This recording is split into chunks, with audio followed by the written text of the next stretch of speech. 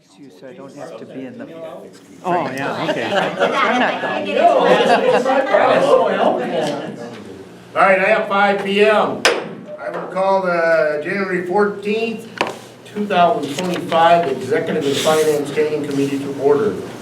Roll call, Miranda, please. Harrow. Here. Manning. Gill. Here. Glassbrenner. Here. Woodhouse. Here. Turk. Here. Frank. Here. Williamson. Here. Hui. Here. Perfect. Agenda, verification of open meeting law. Yes, sir. Good there, thank you. Approval of agenda, we have a 23-point agenda, looking to approve and keep it in order as presented.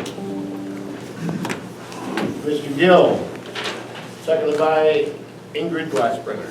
Discussion? If not, all those in favor signify by saying aye. Aye. Anyone opposed? All right, we have an agenda. Minutes from our December 23rd meeting are in the packet. If there's no changes, I will stand them approved as presented and put into the packet. Okay, moving on. Item 6, public comment. Anybody from the public that would like to make a comment? Or online? Looks like we have Jeremy from EW Extension and John is on, so. Nobody with public comment? We're moving into item 7A, Veteran Service Office update. Good evening. In the packet, you were provided with my annual numbers and forms and visits and walk-ins. So if you've had a chance to review that, if anyone has any questions. If not, I'm just here to report my annual. Yes? I just wondered how it compares to past years. Last year was greater. There was a greater number. And there was a buildup until last year, and then this year has fallen.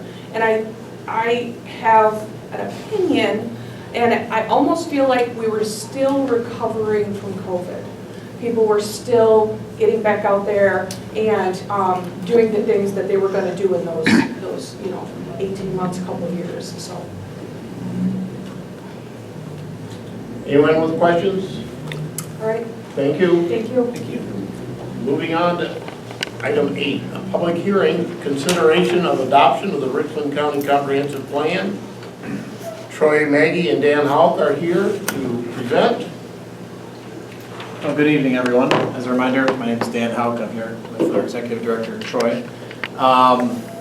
We first came to you all in the summer to lay the groundwork for this comprehensive plan. And just as a reminder about the scope, we wanted a plan that achieved all of the state statutes while also being a plan that could be used and taken off the shelf really easily, implemented in the county. Key points in the plan that you all have in your packet. We took a look at existing conditions and what that may mean for the county in the future. But the main points that we focused on in our engagement with local leaders were intergovernmental cooperation, economic development, and land use. So along with the plan, you also have a memo highlighting the substantive changes that we received during public comment period. One recent addition that is not in your memo or in your plan that's in your packet is the change in language in the future land use maps. If you take a look at, let's see here, we'll take a look at the appendix, page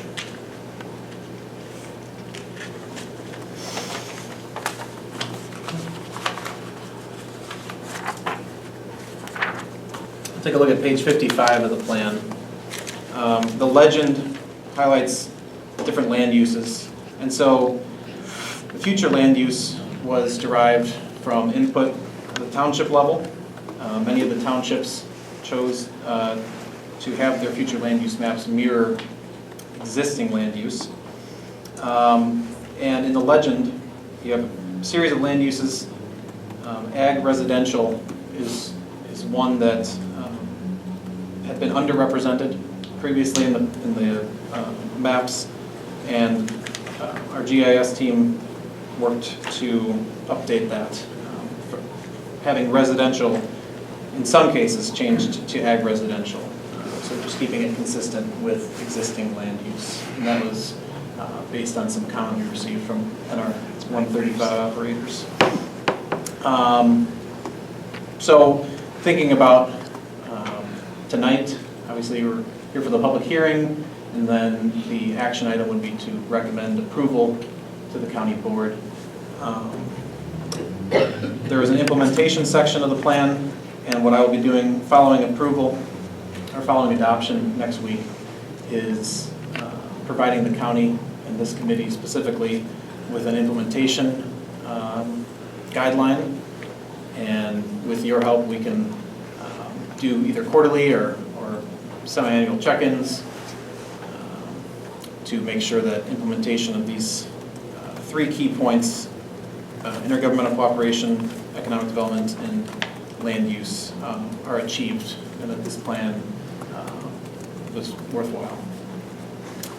I'm happy to answer any questions and receive any public comment. Committee questions for Dan on nor Troy? So first of all, I would say, yes, it's useful. I think what you're saying is, how is it useful in the years to come as we implement it? So thank you for, yes, the data information is really useful. I did have a question on one of the graphs. And I'm probably going to go back up here. Home values?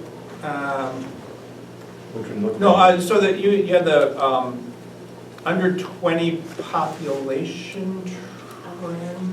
Initial demographics. Yeah, and the It's initial on page demographics. 11. Thank you. So the population under 20, you're seeing declining. Are you just basing that on the overall population decline? Where are you coming up with that 20, that number 20? Where's that being generated? The population of folks that are under 20 years old. That's declining, yeah. Yep, that's from the census, There it is. the All US right. census. Very good, thank you. I didn't see the small print on that. And then your projection from there, you just extended that line out, basically. All right. Great. That's all I had. Thank you. So Dan, it seems like the big issue is the demographics, our declining population and aging population. How do those remedies address that issue? Well, one of the key points that we focused on when engaging with local leaders was the intergovernmental cooperation and thinking about shared services. How can you provide the best services for your constituents when you have less people to fill those roles?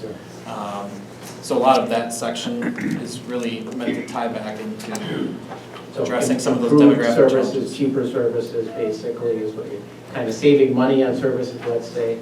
Yeah, in some cases, yeah. Yeah, because that is one of the clear Right. trends, right, in the existing conditions is that the demographic decline in Right. population.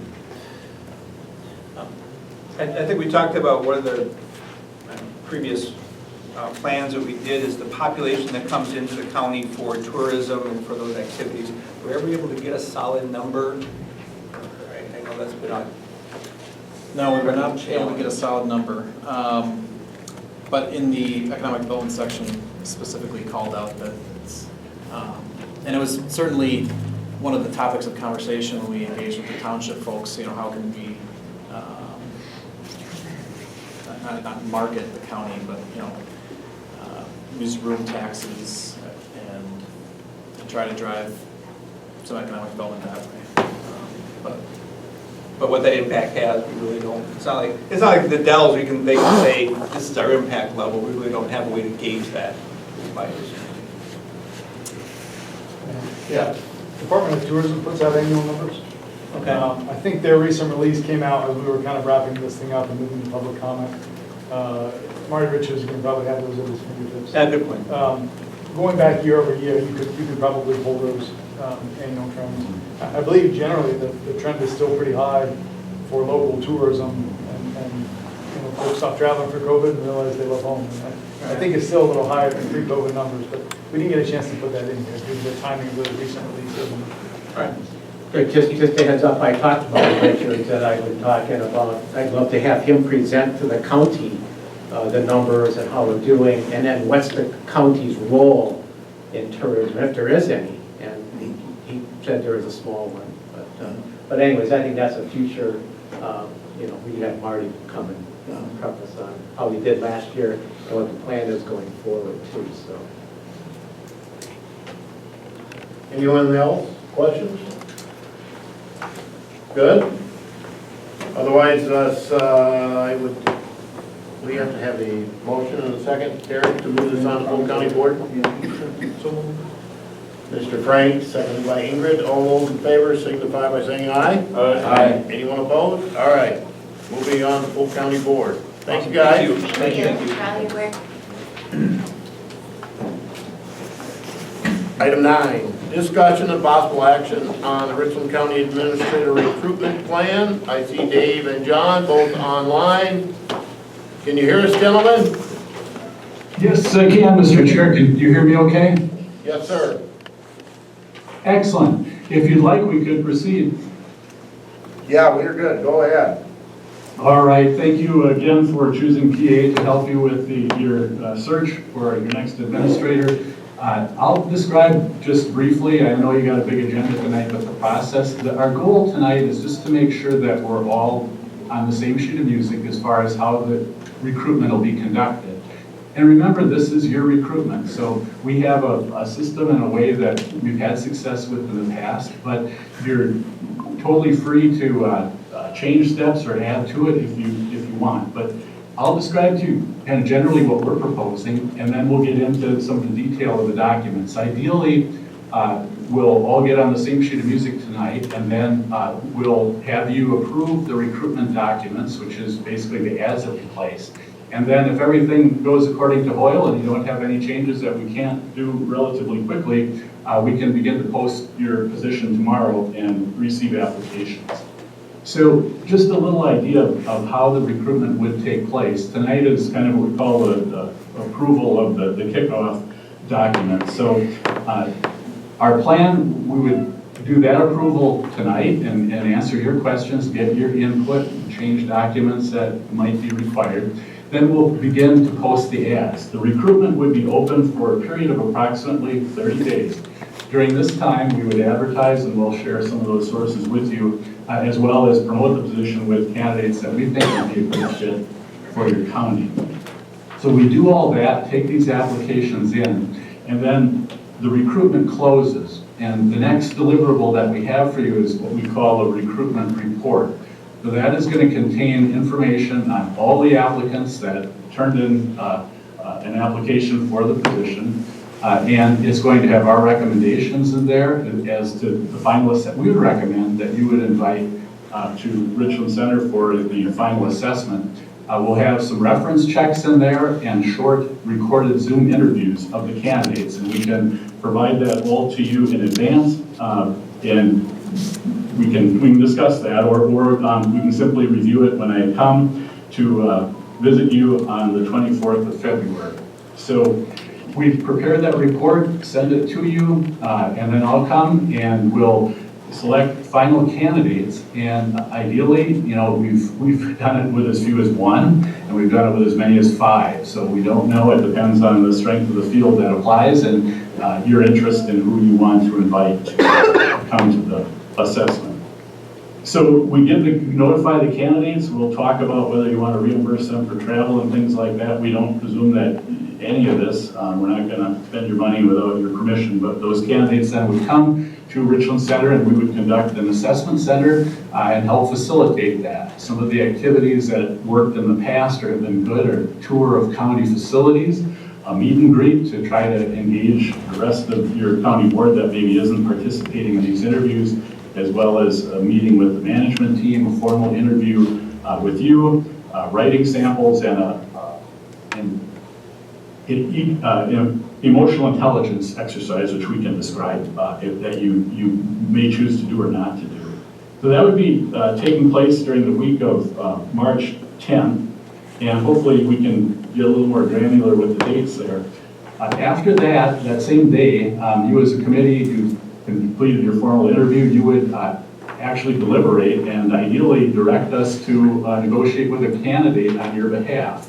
We're your agent in those discussions and follow the negotiating parameters that you would give us if you want us to do that.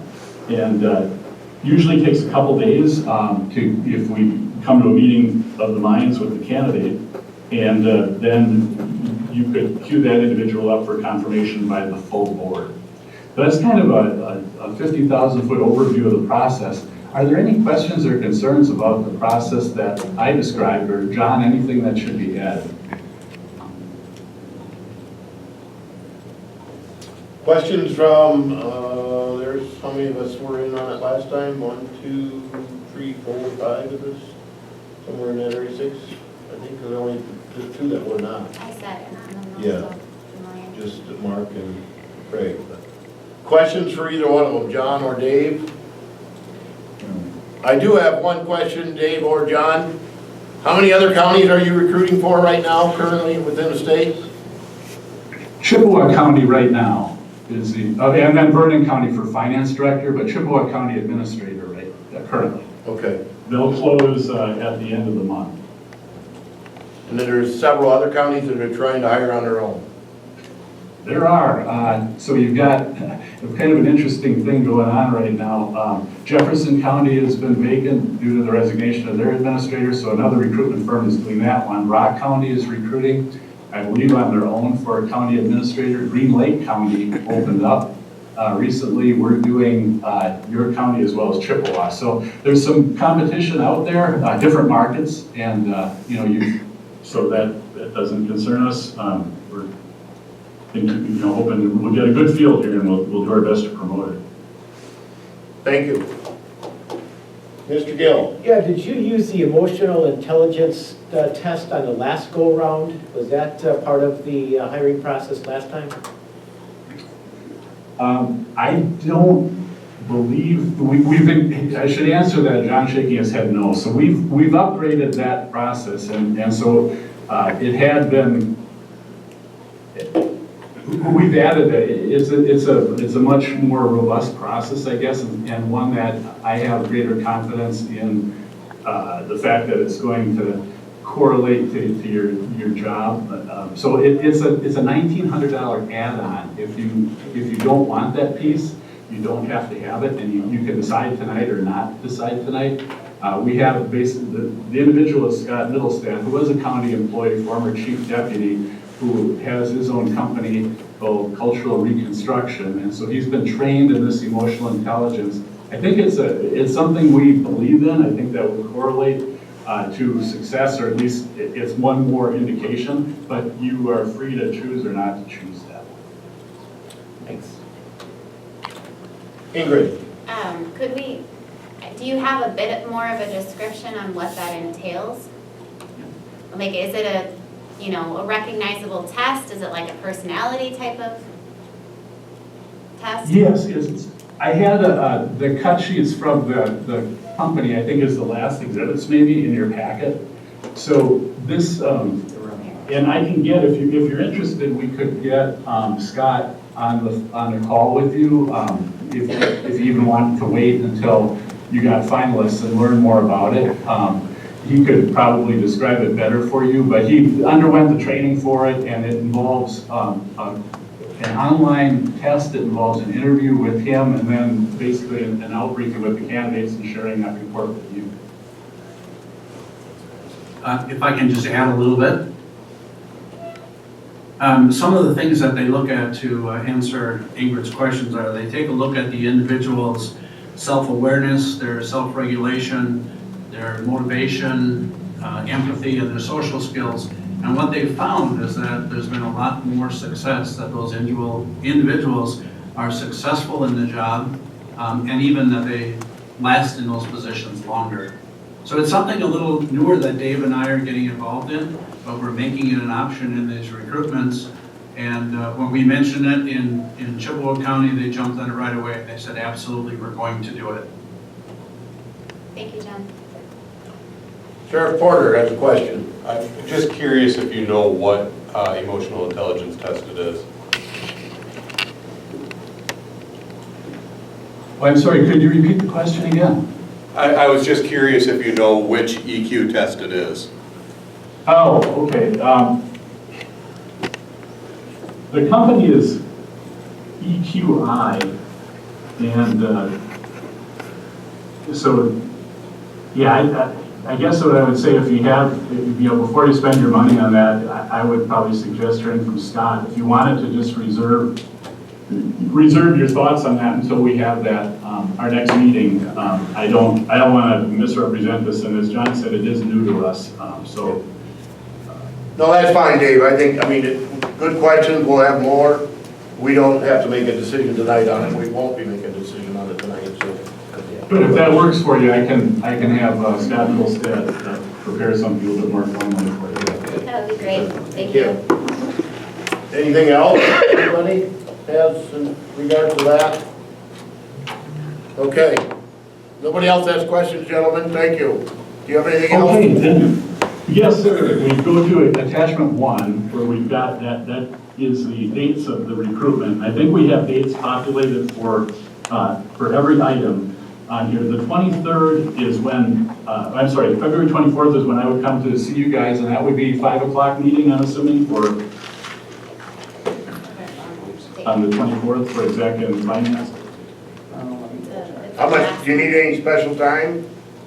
No, not, whatever works for you guys. February 24th will be the 4th Monday, so that's alternate date. We have the second, There's no other meeting.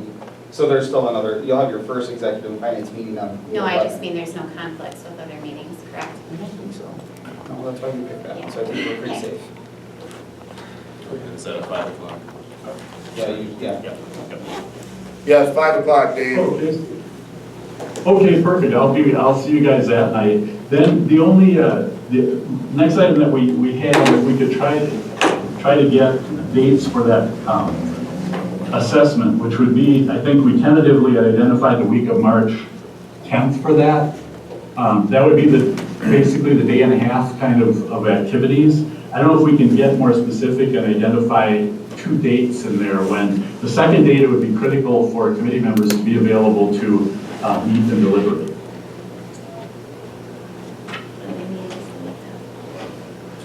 So yeah, looks like it is only 11. The 11th is our normal, right? Yeah. Are there other county meetings that week?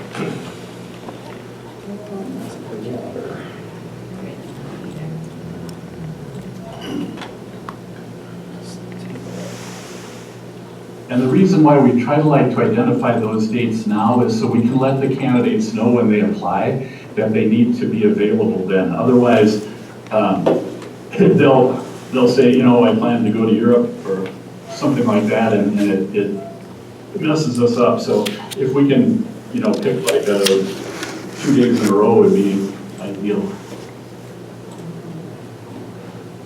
Dave, back on the February 24th, I see you have 2 or 3 hours. Is that accurate? I hate to say it, but it might be. No, I'm just thinking that, Mr. Cooey, do you have school board that night? Which night is that? February 24th, it is the last Monday of the month. No. Nope. Would we want to start at 4? It's fine with me. Anybody against starting at 4? I think we'll move it to 4 p.m. That sounds good. That's a good idea, I think. It just February it's an important. 24th, 4 p.m. Yeah. Are you not really make it? And then how much time on you want 2 days in a row? The week of March 10th? Yes, sir. And a lot of the activities John and I can do on the first day, I think, but it would basically be, a day and a half. So like Thursday, Friday works or whatever, we're free. So tell us. Meeting on that Tuesday, right? Yeah, but this is going to be different. We're going to have, what about that Wednesday, the 12th? I would county boardroom looks open, 12, 13, and 14 actually look. Go with the okay. 12th and then the 13th, Mr. Cooley, how's that fall into your, 12 is good usually. And that first day will be probably like that. Well, the first, yeah, it's the second day that's when we Yeah. need to be present, right? Are we gonna move our March meeting or? So if the 13th doesn't work for you with the 14th, So we're in March here. or we could do the 11th, 12th. I mean, if we don't have to be present on the 11th. 11 to 12. That works better. And maybe 11th is our regular meeting. Right, so we, 11th but and we don't have 12th. to be there. 11th and 12th look best. Okay. We'll go with the 11 and 12, Dave. Okay, I appreciate that. I'll put that on the calendar, and we can be looking at probably the afternoon of the 11th, and then most of the day on the 12th. Okay. Okay, thank you for that. Dave, I would just add there, I would add in that the first day in the evening is more than likely when the meet and greet would be conducted, so it would be nice if as many of the committee members and county board members could be at the meet and greet. Well, then that doesn't work well to do the 11th and 12th, does it? Well, we'd have our regular meeting that night anyway, so we should be here. Yeah, but didn't we last time do like that whole round table thing at like the Phoenix Center? Right. It was like speed dating version kind of thing? Yeah, John, are you envisioning speed dating again at the bowling alley? That's what I was thinking, unless you've got better ideas. So then if that's the case, we probably need it. Okay, Or we could just move our meeting. or that. Yeah. Does that work? Move to the bowling alley. Or just move your regular finance meeting a little earlier and then go from there over there. Yeah. I mean, What time do we usually, what time did we have it last time? it was like 5 or 6ish, it was early evening. Yeah, we need to work, if we're gonna go with the 11th for the meet and greet at the Phoenix Center, if it's available, then we probably need to bump ours. When do you wanna start, like 6 o'clock? 7? I don't remember what we did last time. I think we did about an hour and a half, so I think whatever works best, start at 5, go to 6:30, or 5:30 to 7, something like that. So if we started ours at 4, the regular executive and finance, We just have to be done. at we'll that. have to be done, and then if That's it okay don't with get me. done there, go to the second meeting. All right, we'll iron them out, but, okay. And then day 2 is Day 2 would generally be, right, the formal interview with your committee, and then an activity with the department head. So it would be important that your committee is there on the second day of this. Next days that work. and you're thinking all day. Yeah, Could be. probably, yes, realistically, we started, if you have 3 or 4 candidates, we can start the, interviews at 8 or 9, depending on when you want to do that. That generally goes into lunch and then deliberations after that. So we probably would get you out about 2 or 3 in the afternoon, John, don't you think? But it would be about that amount of time. Okay. I would agree. Any other questions for them? You guys have more, Dave, to present? Unfortunately, Mr. Chair, we do. We'll try to be as concise as we can here. All right. We've got your schedule, that's the hard part, thank you. The next thing that we looked at was the position description. We had spent a fair amount of time on 2023 when it was revised. We don't have any suggestions unless there are concerns that you have based on, the last administrator, things you want to change, additional duties. The only thing I would note, I think at the last time we had, this was reporting to finance and personnel, and now I think you'd be a committee name change, right? Exec, finance, but other than that, did you have anything that concerned you about that before we would advertise? Committee, anything that has since changed since our last hiring? I don't. Derek, anything you can think of? I don't think so, it wasn't an awfully long time ago, so. Yeah. I think we're good. Okay, excellent. The next exhibit that we had in here is just to, by way of explanation, Exhibit 3, which was the assessment results. So, and again, we did this in 2023 in April. We had taken a survey of your board and also the management team. So the upshot of that was really to identify skills and attributes that are important to you. What emerged from that process was budget development as being the #1 organizational priority, capital improvement, and strategic planning, with HR and intergovernmental relations rounding that out. In terms of attributes of the administrator, collaborative style was what was wanted, approachability, open and positive communication skills, innovation and flexibility. We did not survey you this time in the interest of moving the assessment along. Are there any things in there that you think are no longer applicable or representative, or are those still good skills and attributes to recruit for?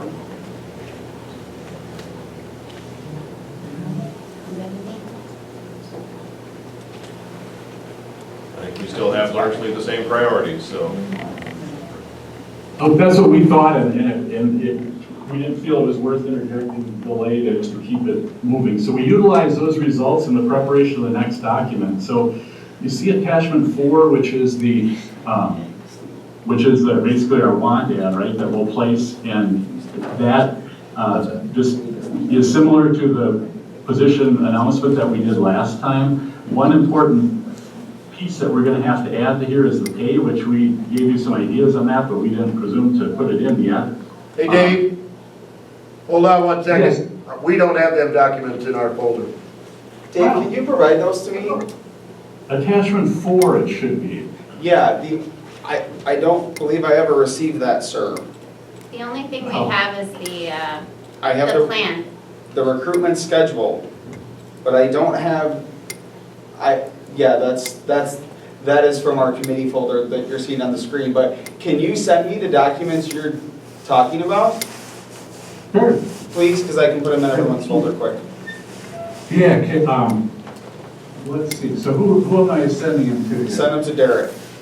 Oh, Derek, yeah, so you did not get that in the original packet? No, Oh, I'm sorry. that's okay. All right, let's just- Did you get that brochure, the colorful brochure there?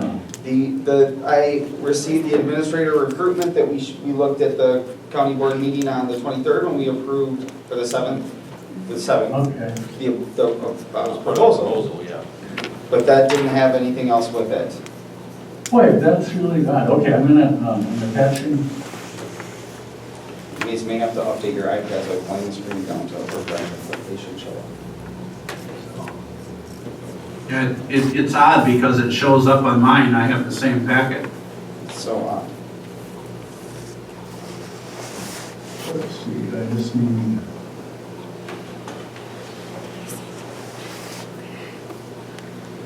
Hang on.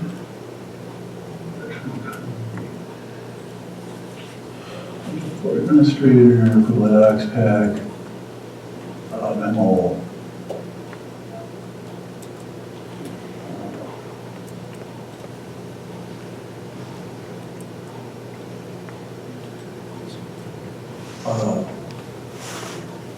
I wonder if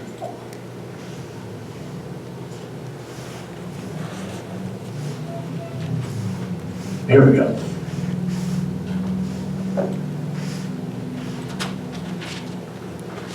Yeah, okay, Derek.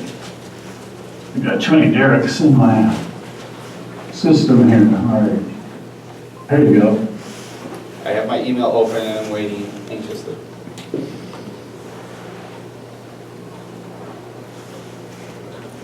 Now you know why I kept asking if you were done.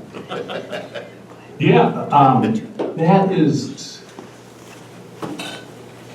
And I I went through wonder if my, I should just resend the whole packet. So that was your last page of the packet? the only packet that I received was the recruitment schedule, which you see on the screen, and the proposal packet that we had at the last board meeting. So I have yours, I see it here now, so let me, You sent it, John, did I thought? yeah, John, I checked my email from both of you and I don't see it from either one. And what I received just now, Dave, is a Word document that says. Yep, so that would be the, Okay. let me, why don't we do this if you didn't, John, do you recall, I thought you had sent that, but maybe not. I'm just looking back at it, and I sent it to Dave Brettel and Dave Turk, but I did not send it to, I accidentally did not send it to Derek. I apologize for that. That's why I signed the packet. Well, let's get you the whole, So you got it now? I have a cover letter. I received whatever you sent me, Dave, which is a summary of Richland County and the position advertisement, it looks like. So I can save that quick for you guys.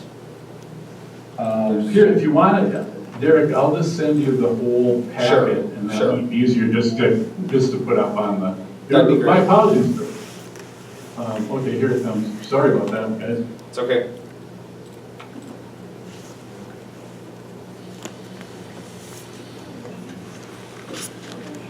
So you should be getting a PDF. Okay. Ether here in Sure. Ether. Then attachment 4 would be the one where. Okay. As soon as I get it, I'll post it to the packet for these guys. It was a Microsoft Exchange service.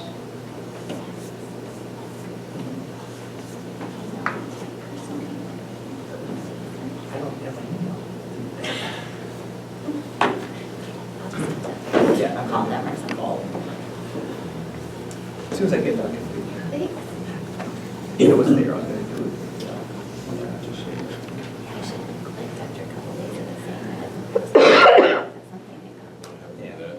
Yeah, I still haven't received it.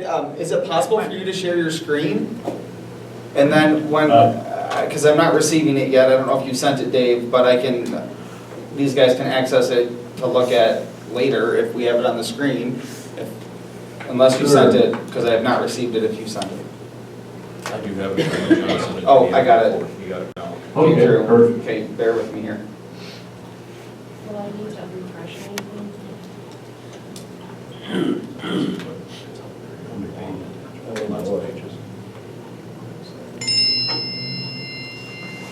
Okay, so for all you committee members, I'm just gonna put it on the bottom with 2 Z's, so it goes straight to the bottom of the list, and it says Executive Finance Packet, so you should be able to access it now.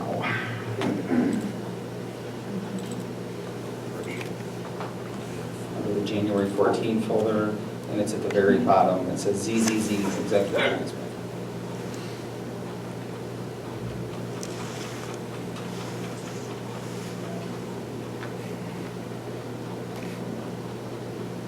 We get our folders to refresh. Probably not what we all want. It's 29 pages, so it may take a second. Can we put it up on the screen? Yeah, can you share your screen, Dave? Do I have to stop? Let's see that. I have to stop. Yeah, Miranda, you need to stop sharing. You have the what? You want?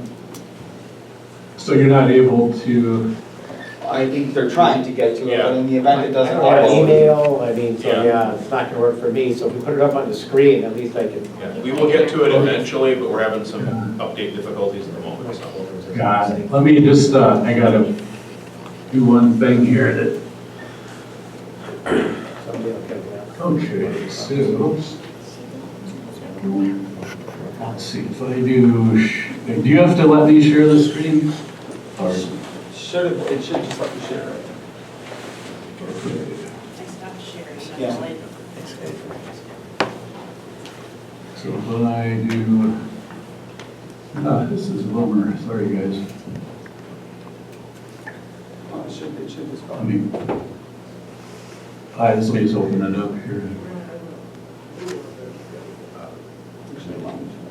To do it, if I remember right, Mark telling me.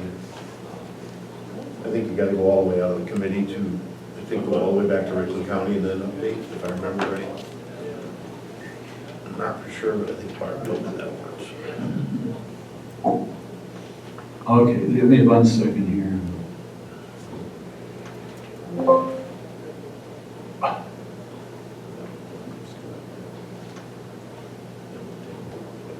Which one? So we're approving the, what do we have to look at this? We're looking at several different items that they had listed under that first name Okay. in the timeline. We have Recruitments stuff. Okay, so I've got, all right, so I've got that up, now I've got, let's see, share screen. Connection to the server failed, what mine is saying.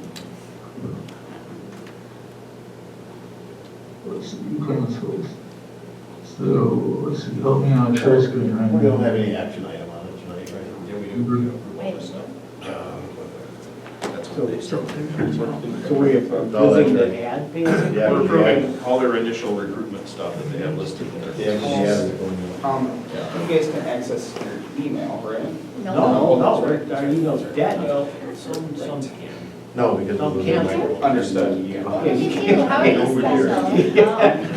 Yeah. You're just on top of your game. I'm having trouble sharing here, I'm sorry, also share. Chrome to Yeah. Steve, you should email me on your personal email, the email that you got that tells us how to download. Send it to her. Right, yeah, but I mean. All I wondered, Is this? because I got an email, there's no I'm gonna try to get to internet a date. at the Grace office, so I wonder if the internet is down, and that's why we're not. So fine, I'm sorry, I'm not doing this right. Well, it must be up. Well, yeah. Does he not know which one you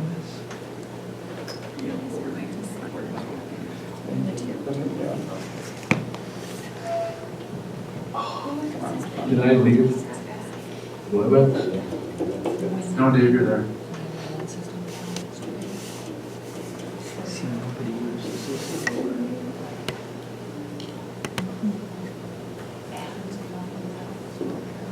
Dave, you want me to try it or not?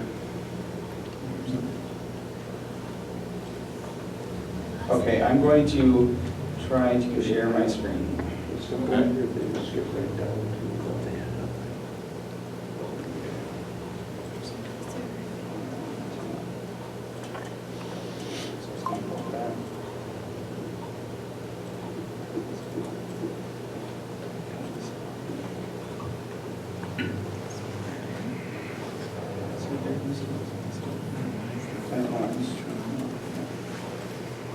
Just being able to hit.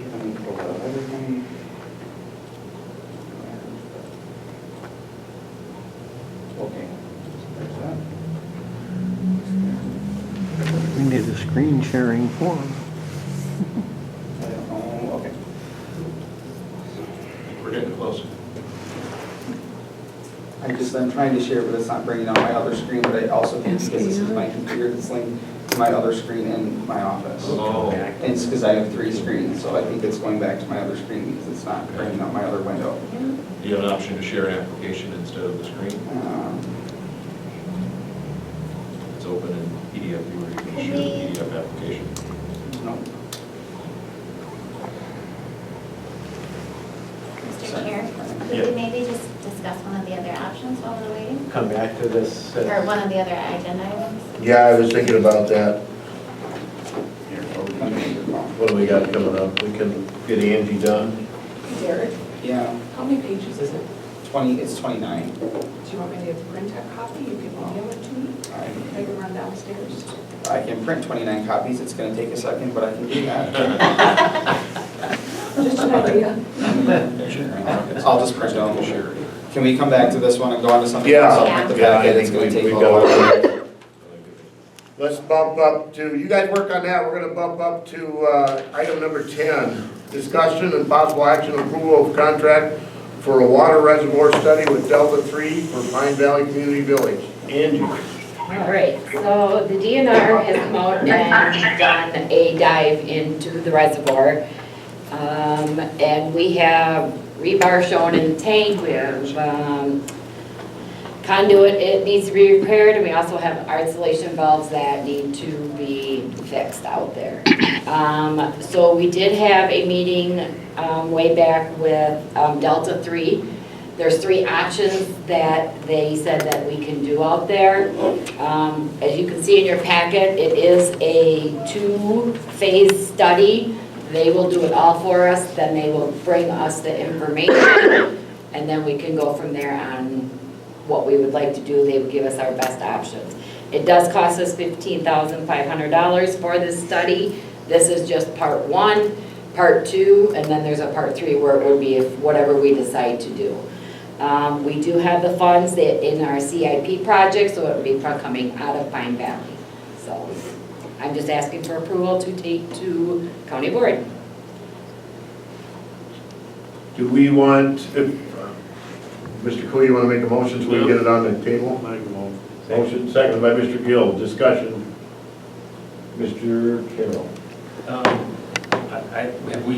Do we not get an inspection report from them to see exactly what they saw? So, and I do have one inspection report from 2018, which says that there was that, and then the other inspection report was done in 2020, or in 23, I believe it was, and nobody seems to find that report. The DNR report? But this current one that just happened, that was an inspection, right? In 23, yes. This was supposed to be actually done about 7 years ago, and it's never been done. So you're saying the problems they identified are from 2023? Okay. Well, they were identified 7 years ago when it was supposed to be done, and the city asked Pine Valley to hook up to city water when they were putting the new tank in or whatever, and Pine Valley said, no, we don't want to do that, and nobody has done nothing since. Now we're getting puff from the DNR because they're coming out and did our inspection and says, you need to start fixing it. But we can't find the inspection report. We've asked for it, and we've dug, Chad and I have dug and dug and dug. We cannot find nothing. Indeed, I don't have a copy. No, it was done through, So that was that Friday. Water Tower Clean and Coat, is INC, that's who did the inspection. And they don't have a copy? And he hasn't sent us a copy of it. no. Are we on Local Melon?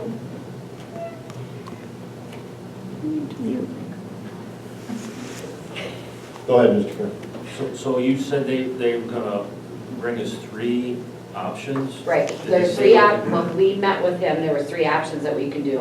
We can hook up to city water and sewer, we can fix the reservoir, or we can put a small water tower out there. So what his plan is he will tell us exactly what we need, you know, this is what we would cost us and everything, but he does it out in phases. But they're gonna price 3 options? Correct, there would be 3 options through this company, those would be your 3 options. Any, Looks like we're stopping. yeah, among other things that disappeared out there, so. Any further discussion? If not, all those in favor of moving on to full county board? Question. Go ahead. So this is, the first step of this is the 15,500, and this is a consultant, basically, that's going to give us this. Correct, so. Does this have to go out to a bid process That's at what I was all? wondering. Did we bid for it? Delta 3 Engineering. I mean, is this, Yeah, what's, that's the only one that we could find to, Chad's been working on this since, I don't know when. He was supposed to be here, but, because I'm like, I don't know a lot about this, but this was the only company that we could find that would actually help us with grant writing and everything. So if we go with these guys, it's in their hands, they do everything. They help us write the grants. This is the cheap part of the project. This is Oh, yeah. the cheap part, Yeah. yes. And it does have, you can tell, it's got, in your packet, it is the phases on everything that he will do through this process.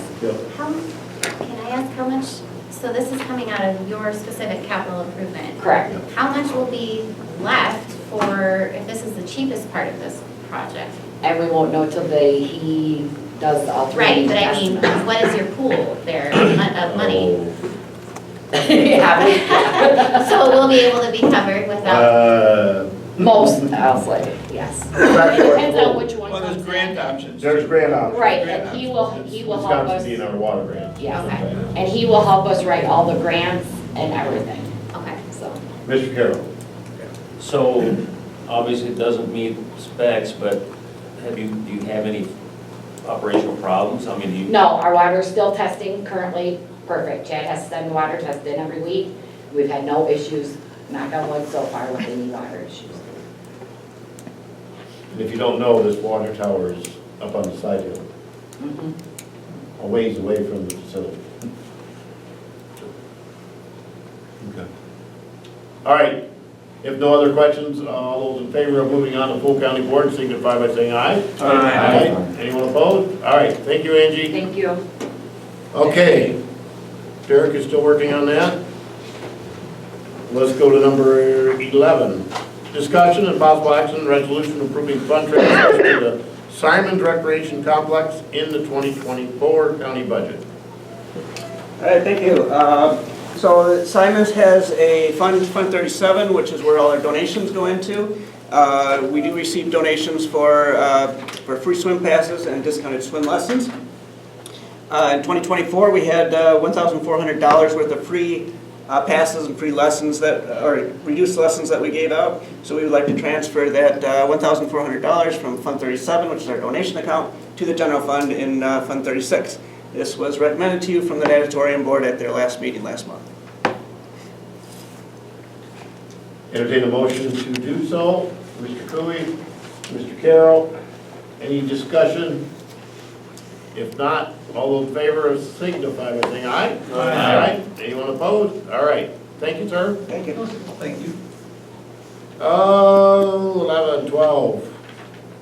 And that is you as well. Discussion, possible action, resolution approving donations to the Simons Recreation Complex. 12. Okay, again, this is donations. These are from the foundation, Simons Foundation. Last year, the Simons Foundation gave approximately $50,000 to Simons for various items. This is their final donation of 2024. As you can see, there was a total donation amount of a little over $11,000, which included some kettlebell racks, some pool equipment, pool noodles. The big items was the tables and chairs for the pool atrium. Lifeguard certification fees they paid for, and then cordless backpack bag and attachments, and then some shower seats. The foundation has also pledged to their goal of another $50,000 in 2025 for donations, so I'm sure I'll be back here again for further donations, but this again was recommended to you at the Simons Foundation board, or the natatorium board last month as well. I would entertain a motion to move this forward. Frank, Ingrid, Glassbringer. Discussion, any? Wonderful. All right. All those in favor signify by saying aye. Aye. Anyone opposed? All right, it is passed. Thank you, Mike. Thank you. Nobody ready yet, looks like. Let's move on to 13, educator contract. Discussion and possible action approval of 2025 educator contract between Richland County and UW Extension. 13 in your packet. Mr. Chair, 14 is also relevant to this discussion. 13 and 14, okay. The MOU, educator contract, and item 14 is the MOU between Richland County and UW Extension. And there was somebody earlier. Jeremy, are you still on? I'm still here. All right. I think Derek or who is going to present any? I can speak to it. Steve Carroll will speak first, and then if Jeremy needs to add in, go ahead, because Steve is the chair of the committee that. The contract is something we do every year. The thing that's new is this memorandum of understanding that is trying to give a little more detail on what the relationship is between UW and the county. It helps explain our responsibilities in more detail. And we've been doing things informally in the past. This gets it in writing. So our committee agrees that it's helpful, and that's why we passed it on. Mr. Chair. Yes. Just to expand on that a little bit, the memorandum of understanding was crafted by the WCA, the Wisconsin Counties Association. Certainly the relationship between Extension and counties is not unique to Richland County.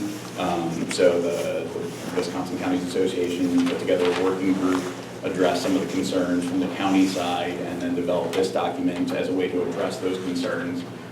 So it provides a little bit more specificity into the services that the extension is expected to provide, how those services are meant to be geared towards the host county, and the management of employees of extension, which has been not well defined historically. So in my review of the two documents, I would say that they're not mutually exclusive. The intention is for the MOU to be an accompaniment to the contract. And it just provides the county more opportunities for oversight and accountability in the actual provision of extension services.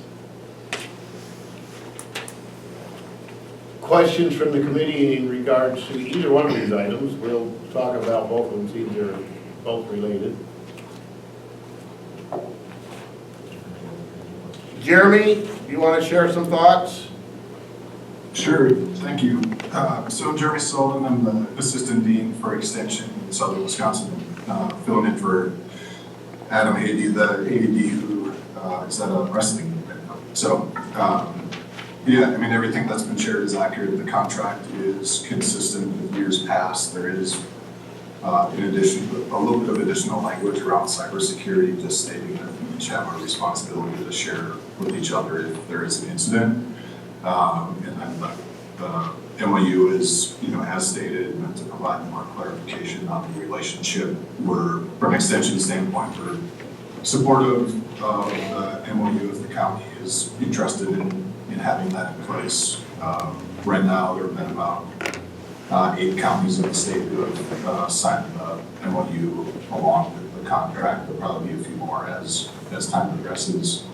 And there are a couple of ones that we're committed to whether you're setting the MOU or not. There's an annual listening session, a little bit of more description about how vacant positions are filled. Those will be carried out regardless of whether the MOU is in place or not. But we're completely supportive if you would like to move forward with the MOU and have that in place in companion to the contract as described.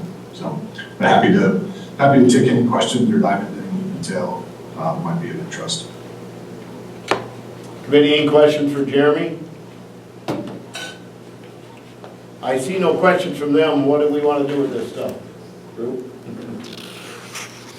County board, right? Yeah. Yep. I think it's a good thing. It clarifies our relationship. Gives us more insight. Okay. Do I have a motion yet? I don't even remember. Mr. Cooley's got one. Seconded by Ingrid. Let's do them in order. The first one I will think be there's only one resolution, isn't there? there's the contract and there's the MOU. Oh, okay. Are there 2 resolutions for that, or just one resolution? Yep. The first one is for the educator contract. There's actually a resolution. No, the resolutions weren't crafted yet because I wasn't sure, so we'll craft them for county board, yes. Okay. Yeah, okay. That's where we're at? wanna Yeah, go you with have the approval. So we don't have a resolution yet, could we Oh. have a resolution that encompasses both documents? If that's how you'd like that to be drafted, absolutely. Since they seem to go together, would that make Right, so sense? this was just approval of those two, so can we Correct. combine our Yeah, just- approval of that? Motion to approve sending both documents to the county board. Okay. Yep. That is what your motion is, Mr. Cooley, correct? Yes. And second. And my- All those in favor of doing so signify by saying aye. Aye. Anyone opposed? All right. Are we ready to go back? We got a handwritten, go back to item 9 with our handwritten, printed out copies. Right. Yeah. Excellent. We're ready if you all got copies.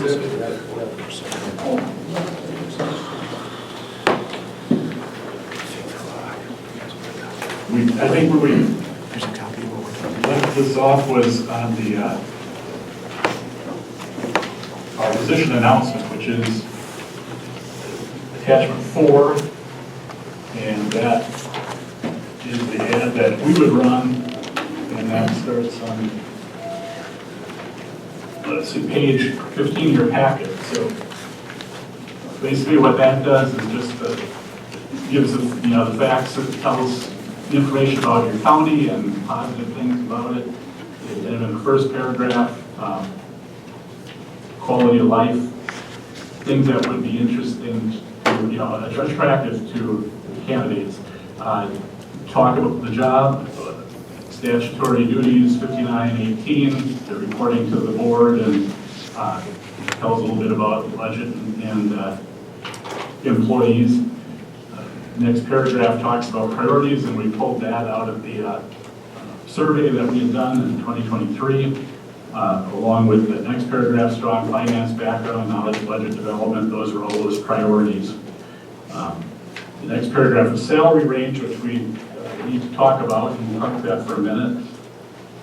The next paragraph, requirements, and that we pulled out of the position description. I'm sorry, job description, right, that we had talked about previously. So bachelor's degree in public or business administration, finance related field, master's degree preferred. You can substitute a combination of education experience for that specific degree, significant experience in the administration of a complex organization, a minimum of 2 years in upper level management required, ICMA credential preferred, private sector and military candidates encouraged. And then our application instructions in there with the deadline of February 17th, 2025. Is there anything there that, obviously we got to talk about salary, but that concerns you or it should be emphasized in that announcement? Similar to the one we ran last. We're just double checking a couple of numbers you have in there. Derek's going to email you about that as far as the budget number and number of employees, so. Okay, yeah. We'll get you that info. That'd be great. Anyway, see anything that needs to be adjusted, changed, removed?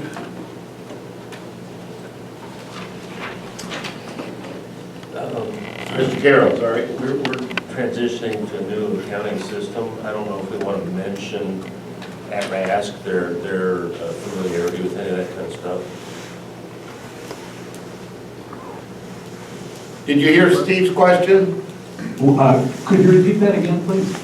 The county's transitioning to a new accounting system. They're right in the middle of that. Derek can expand on that a little bit if he wants, but it might be worth asking what familiarity they have with different accounting systems, specific software systems. Sure. Have you guys identified one that you're implementing now, or are you Yes. looking at? Yes, Dave, we're implementing Tyler Technologies. Okay, sure. That's Tyler Munis. So what I might suggest is, I mean, that's absolutely something you want to learn about, but I would probably suggest that we maybe even pose that in our Zoom interview questions to them. I don't know that I necessarily put that in your ad, but that's up to you guys.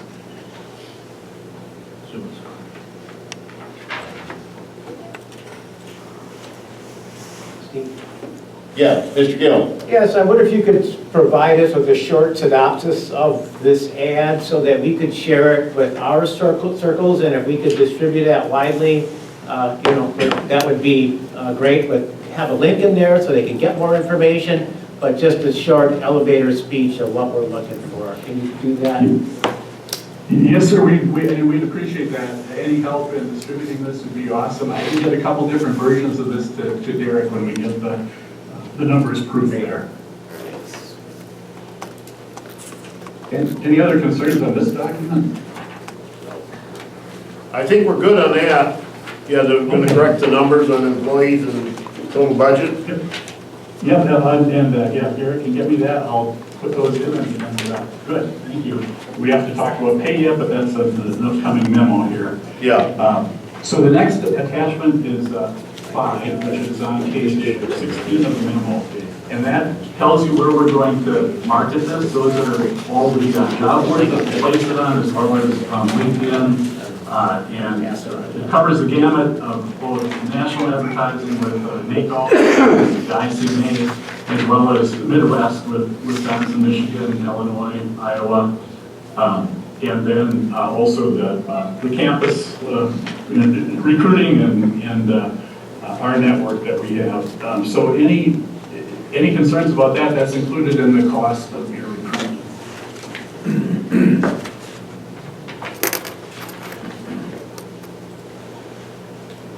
Looks good on my end.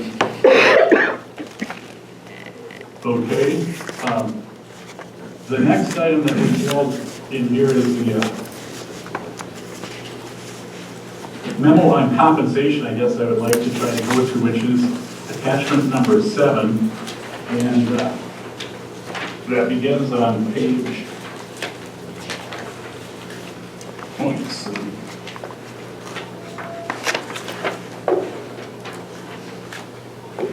If you go to page 25 of the packet, And it's a 3-page memo that talks about compensation. So always a touchy subject, don't shoot the messenger, and I will say that this is it's a range and a number that you have to be comfortable with. So we'll give you what we think, and it's going to give you the best prospects in this particular recruitment, but we're not trying to twist your arm, make you feel uncomfortable. In fact, one of the things that we say is that don't set a salary range that you don't intend to pay, because we've had that before. And if you don't want to, don't advertise what you're not going to pay. So the idea is that if you can picture in your mind's eye kind of a Venn diagram with 3 circles. So, you want to make the pay high enough to attract quality candidates. You need to be cognizant of your constituents and also fellow board members about what the community can support. So that's the kind of circle that's intersecting. And then you also have to be concerned about, I believe, internal equity in your own organization. If the top pay is $100,000 and you pay your administrator $200,000, it becomes an issue, within the organization as to, what is this fair and why is pay being distributed that way. So those are kind of the 3 dynamics that you have to think about.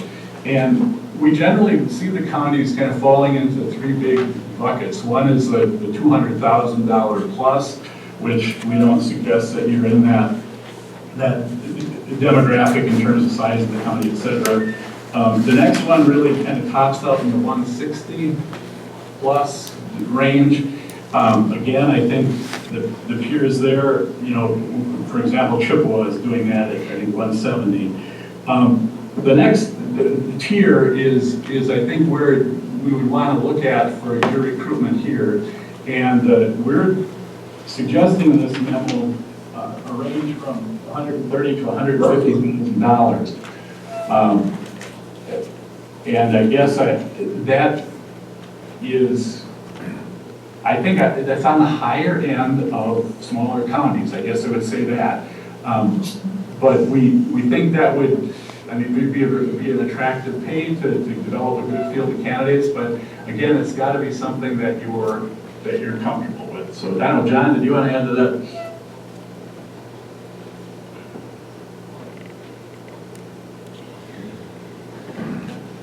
Oh, you're muted, John. Oh, you're muted, John. Okay, now can you hear me? Yes. Yeah, I would agree with Dave that it's maybe slightly on the high side for a county of your size, but it's not unrealistic. 130,000 or 135 is pretty common where administrators are starting right now. And the pools are dwindling. We do see more when the salaries are higher, but I would, if you don't stay at that 130 to 150, I would stay very close to it.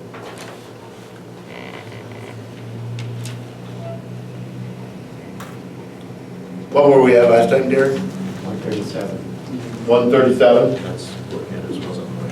That's where your incumbent left, I believe. Good. So, this is a question for you, Mr. Chair.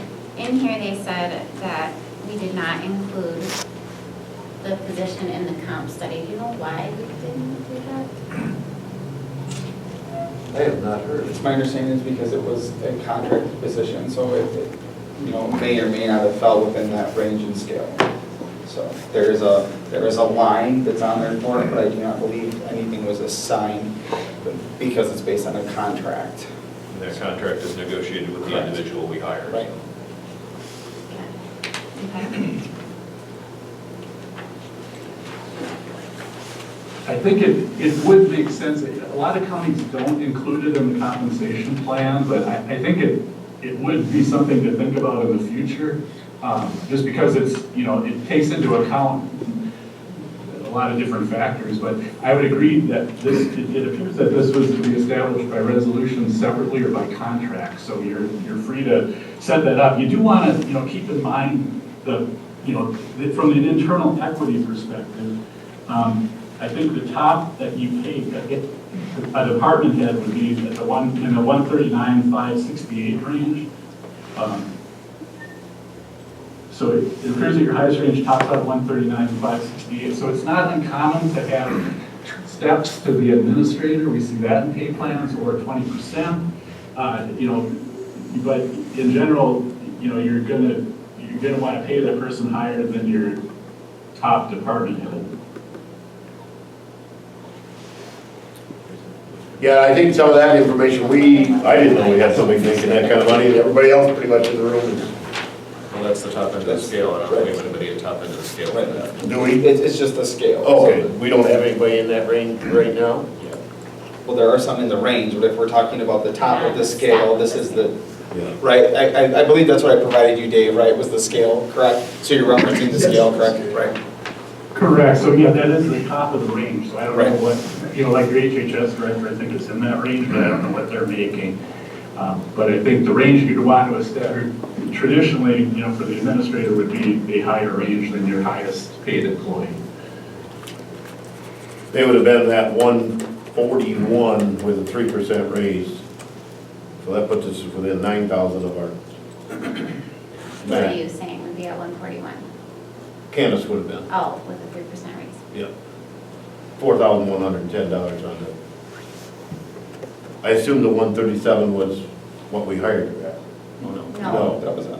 That was after the, I don't know if that included the 25 increase. It was around 133 or, but somewhere between 133 and 136, I can't remember the exact number. yeah. I would say this range is where we need to be at.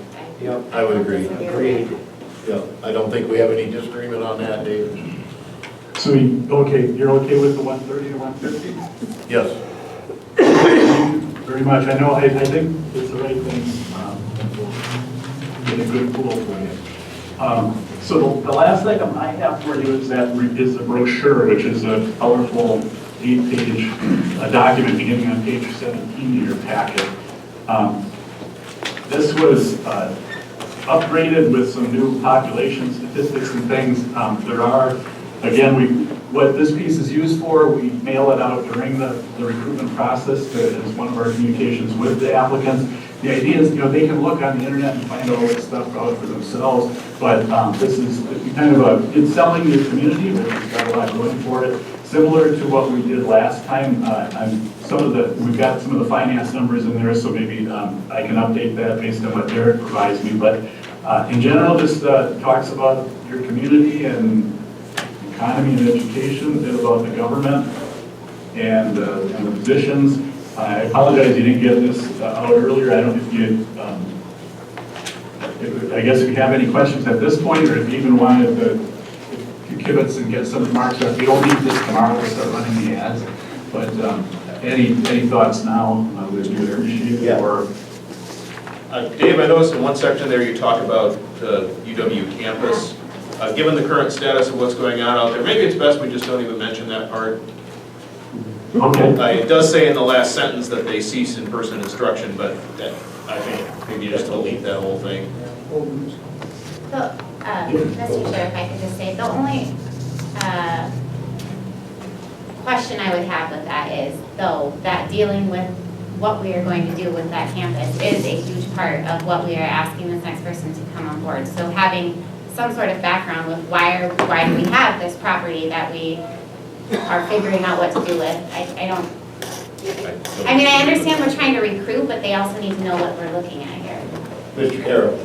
Maybe we just change the wording a little bit to say, you know, that this is an upcoming challenge that we're going to be working on.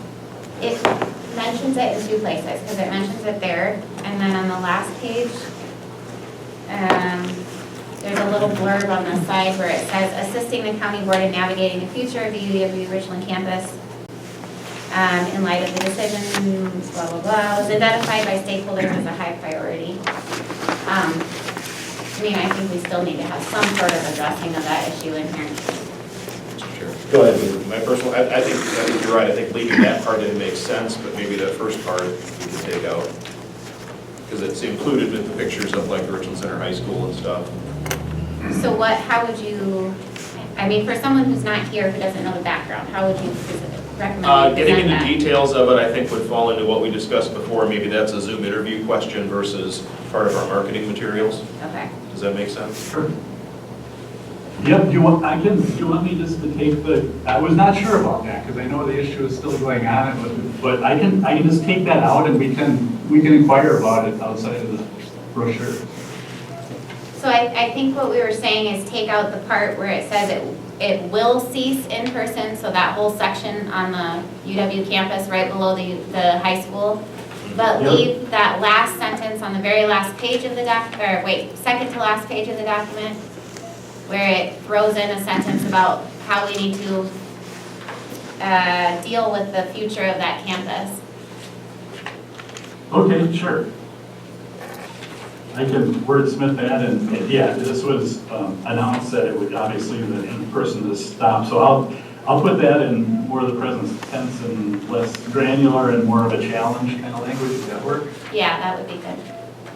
Okay. And I assume, Dave, on page 23, you're gonna change the portion about position of county administrator, not so much that, but they formerly left for Platteville manager? Oh. Yeah, okay. Thank you, yes. Usually You'll send it back to us? Send it back to us for one more proofing quick? Sometime? Yeah, I will do that, and I'll take that out. We usually like to explain where the last person went if it was a positive. I think in this case, I would probably just delete that, but I'll wordsmith the campus and also that one, and I can get it back to you. And if we can get it, by some feedback by the end of the week, like I said, we can still run our ads without this, but I want to make sure you're comfortable with the two. Yeah, I think, just send it to Dave and I and Derek, if you guys are okay with that? Okay. Yes. Yeah, and we'll just give it one more run over and get it right back to you. I appreciate that. That is everything I had on my list. John, did we omit anything? Oh, you're muted again. I think we caught it all. All right. Any questions? I made some notes here. Any questions from the group? Otherwise, I apologize for our glitch here, but I appreciate your patience with us. We had a couple of questions earlier about that EQI, and there is something in your document about that. I see that now. Yes, that was why it was like, where's the document? There is at the end, but I'll make sure that when I see it next, I'll get some additional information from Scott Middlestat and let you make an informed decision on that piece. Good. Anything else from the committee, for John or Dave? All right, I think we beat that one. Thank you. Okay, so we are looking for a motion to approve everything that we've discussed and send it on to Polk County Board. We already approved them, we got the recruitment, so it's just our approval here. Yes. Mr. Cooley makes the motion, I'll second it. Any other discussion? All those in favor, signify by saying aye. Aye. Anybody opposed? All right, thank you, everyone, for your patience. Thanks, Dave and John. Thank you. All right, item 15. Discussion, possible action, resolution of formal endorsement to Laval Telephone Co-op Incorporated to assist in obtaining the Wisconsin Public Service Commission's Broadband Equity Access and Development, the BEAD program. Are this 15 and 16? Yes, so one was for Laval and then one was for Richland Telephone Grant, so I just did them separate because there's two separate resolutions that were prepared. So they're very similar, but I do believe Jocelyn shall be present to help discuss. I am present. Hello, everyone. Do you guys have any questions? You want to go through the map of where we plan to expand? Did you get my files that I sent you, Derek? Yes, and they should be available in their package for review, because I did receive them. Okay, do you guys have any questions as far as like what areas? I know that map is kind of hard to read, but you can see the colored areas would be the black and the yellow areas of where we'd be expanding to the east of Highway 58 and south of 154 and west of, what is that, 130? Yeah. And then just that area in there. And then we'd also be expanding kind of southwest of 14 down to Gotham and then towards 80 there, everything down to the river, is what's available for BEAD grant money. And what the whole purpose of this is for is we're not asking for money, we're not asking for anything other than support, because for the BEAD application, any letter of support we can get from government is points towards the application in order to secure that money. So that's all we're asking for, is just that resolution signed. We're getting it from all the counties and townships, so we're going to be building broadband in if we win this grant. And it's just a matter of getting points in the application. Anyone with questions for Josh? Motion by Ingrid, seconded by Mr. Or you have a question? Yeah. I'm just, roughly how many? I'll second so you can talk. What? I second. Sorry, wait, oh, okay. I'll second that. Okay. How many? Was there a question? Yeah, roughly how many customers will this enable to upgrade their access? Let me bring that file up. I'll give you the numbers here in a sec.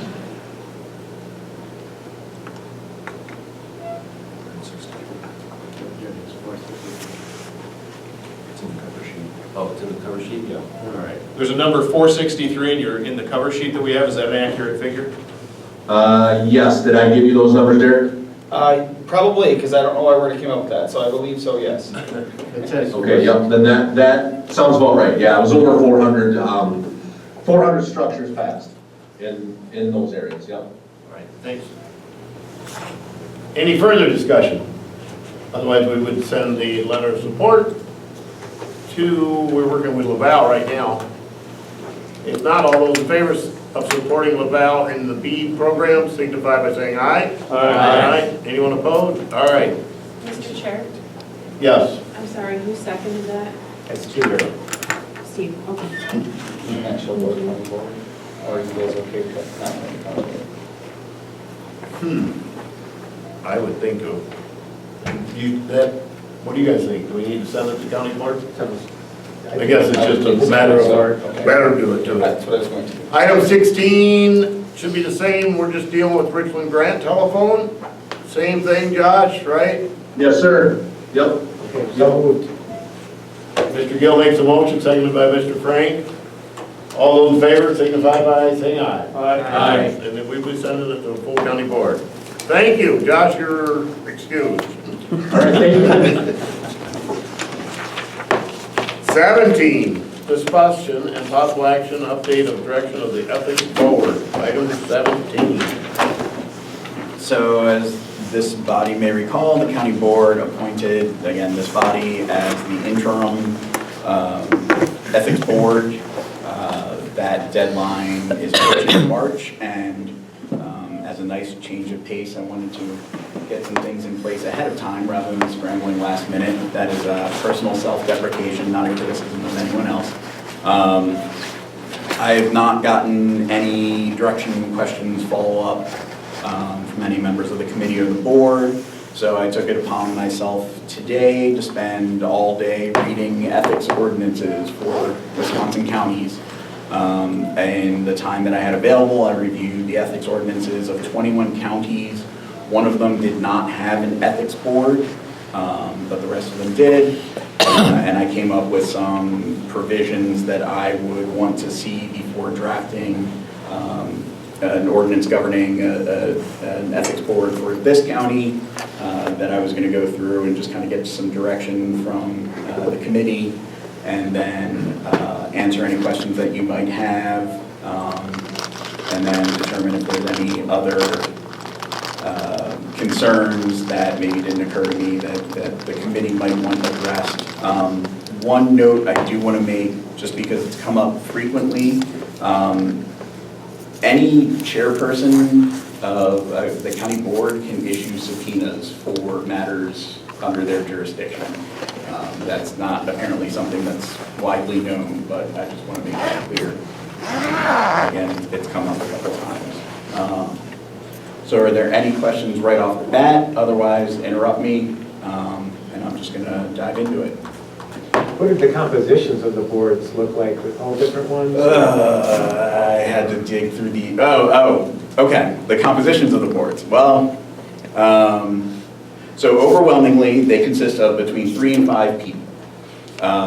Generally speaking, they do not allow public officials is the term that's used. And I should be clear, it does appear, I always say that attorneys don't reinvent the wheel. It does appear that a good number of them, if not use the same ordinance, then at least use the same base language. So there's a lot of overlap.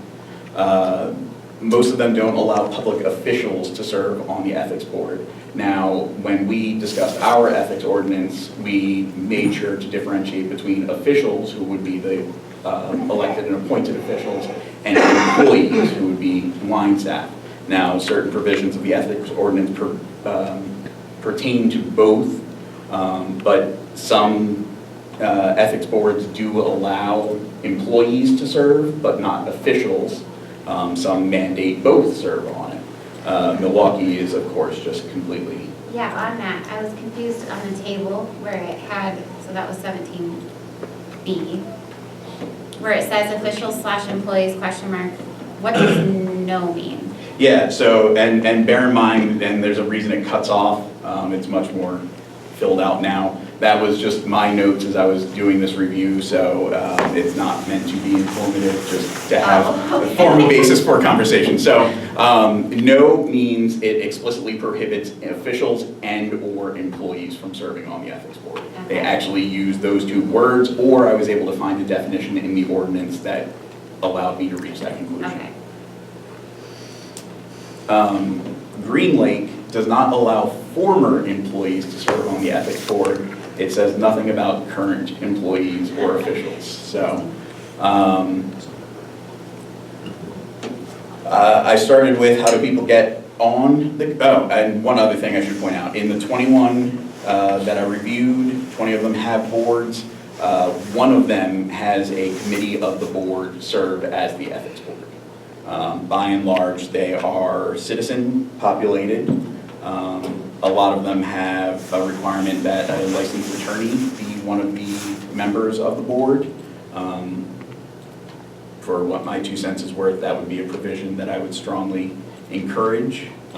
These are going to be sensitive matters that the board would be dealing with, and it would be helpful to have someone with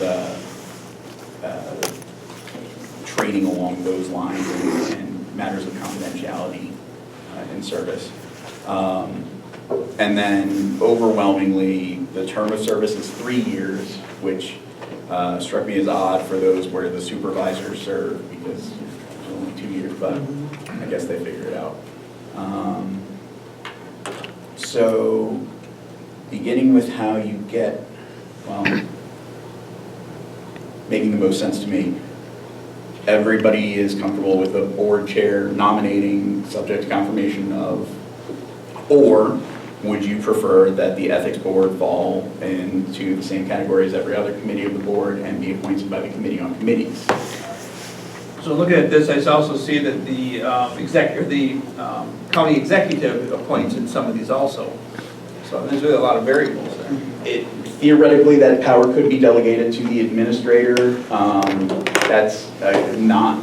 So the difference would be the county executive is a co-equal elected official, the executive of the county, co-equal with the legislative body. The administrator works for you. Thank you.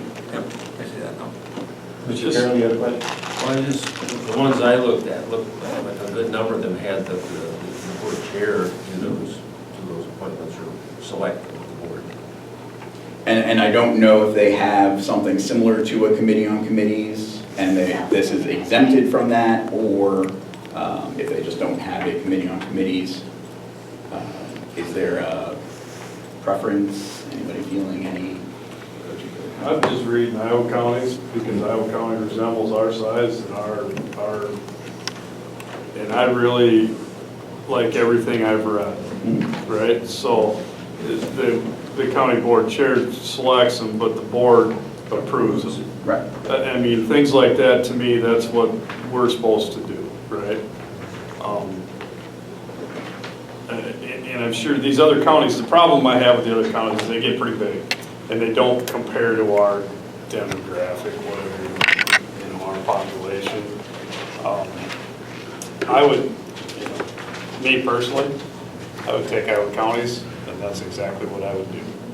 and I would be perfectly comfortable. But, I'm happy to So I don't find think the resource to argument make- though was that the board chair appointed, because most of them did. I'm not- His point was that he doesn't know how many counties have a comparable committee on committees, which I think is the question before us. Do we care whether the committee on committees does it or board chair does it? Nope, I don't. I think the board chair should do it, and then the county board should approve it. Mr. Carroll. That all sounds great, but could I ask that we actually contact Iowa County and ask them how it's going? And from the time that I first provided that to you to today, they've actually revised their ordinances. So the one that you received today is the most up-to-date one. Oh, the one that's in here? Yes. Oh. That Eric you sent uploaded me? earlier today. Correct. Wait, so are there two different ones? One of them from way back when we first started this process. Oh, okay. And what is that composition on the Iowa County Board? It says 5 members from 5 the members. community. Mr. Frank had a question, go ahead. Yeah, thank you. So I guess from, yes, I like the Iowa one. I would like to see the committee and committees appoint that, because that again gives the more of a public input. It's a meeting, it's a committee that has the voice. I think the chair, the county board chair is part of that committee, if I remember correctly. So that would be giving that input from that direction. I believe Mr. Cruz is probably in with that. Not Seeing that, about- yeah. The county board's gonna approve it anyway. Yeah, yeah. At the end of the result, that's who should be approved. Yeah. Do you know, like, when they're going to, since these are, many of them are mostly community members, do they have a recruitment process? Like, do they post this? How do they get? No idea. I just, the nuts and bolts are what I researched. The practical application is something, once we Yeah. have a committee to fill, then we can figure out how we get people to fill it. I know that it would be very similar to recruiting for a county board supervisor position or any of the other numerous citizen appointments. I would actually anticipate a greater pool of volunteers for this. Well, I guess I'm just thinking, there are quite a few, for example, through HHS that have community members, but we don't really like advertise per se, like on our website that I know of. So this would be different if we were like putting it on the actual website for that, which would make sense to me. But that's why, I guess why I was asking the question, because I feel like a lot of them are kind of word of mouth or, you know. There have been some subcommittees and stuff where they have posted ads in the paper recruiting That's for true. citizen members, so. Right. So Milwaukee, actually, to Supervisor Cooey's point, Milwaukee has 6 community organizations, each of which gets to nominate a member to the board that the executive then brings forward. I don't think we're gonna get that complicated. I think word of mouth is going to work better for our community. Steve made a good point. When we talk to Iowa County, they'll probably tell us how they go about that. Guys, I'm not trying to push it through. All I'm saying is we don't, it seems like somebody's already got this work done and it must be working. Let's not reinvent the wheel just because it's Richland County, I guess. So I guess I'd like to also have the discussion of the Iowa County has 5 citizen members. I'm trying to. Or at least non-public officials. Right, and I would like to have that discussion of why wouldn't there be some county board input into that committee, sitting on that? I understand the public officials, but that is also not fair to the process because you have county board people who know the system, work the system, have understanding of that, and you're not letting them be part of that discussion. That's almost negating the piece of the county that's important. So I don't think that having 5 citizen members that are coming in completely from maybe they have knowledge of it, maybe they don't. I think that's a little bit narrow-minded to limit it, to not have that voice from the county board.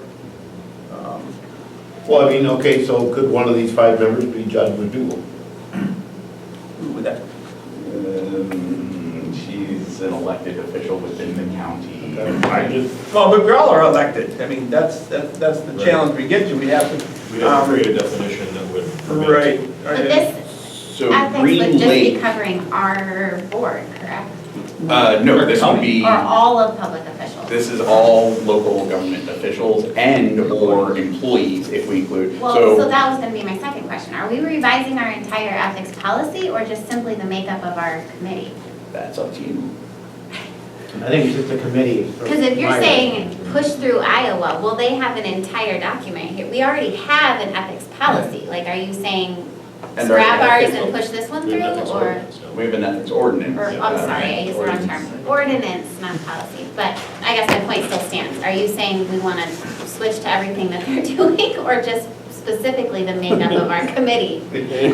Let's get to committee. I Yeah. think, let's try to get to committee. Well, that's why I'm And asking you're the going to question. allow the committee to make recommendations to the board for revisions to the ethics ordinance. Okay, I would that's why agree. I'm asking the question, because we need to clarify, because there's a I- lot of stuff to unpack I would here. agree, the one thing, I would agree that we need an attorney on that would be my only I agree with that, because what we're saying here, especially what Bob's saying is people don't necessarily know what has to happen, and what you think has to happen, and then what really has to happen. We need that guidance. Now, arguing against myself, Green Lake actually had some interesting language where they specify someone trained in the due process that would be used in a judicial or quasi-judicial proceeding. That's basically a public official. That's an attorney, that's some law enforcement officers, that might be Judge McDougal. I think, given the number of attorneys in our community and our relative workloads, I think we might have better luck filling something that broadens that net while still capturing the expertise that we're looking for. And then all of these assign corporation counsel to provide legal counsel to the board, so it wouldn't be. And the administrator as a helper. This one does at least. It So says you- that they, for whatever. Administrative May I stuff. clarify, you're saying that our corporation counsel and administrator would serve as advisory to this particular committee?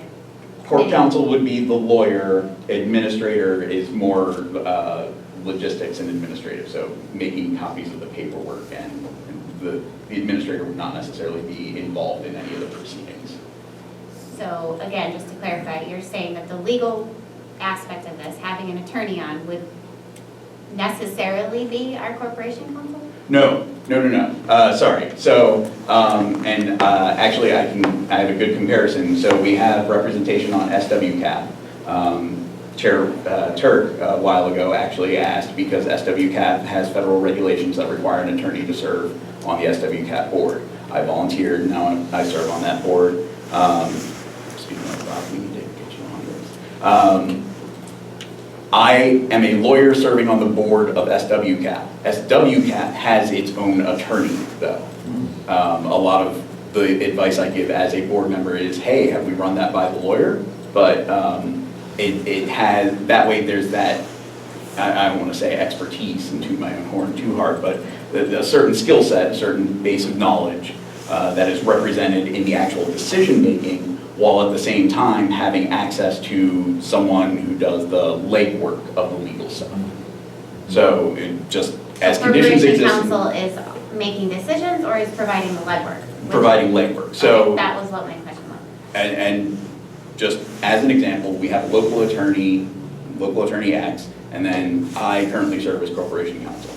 Local attorney X would be on the ethics board and could be part of the decisions made to direct me to investigate, or if I were to prosecute an ethics complaint, they would serve on that board. Possibly we would designate them as the presiding officer, just for simplicity, having some knowledge of the actual procedure of a judicial or quasi-judicial proceeding. But they would not do lawyer stuff for the ethics board.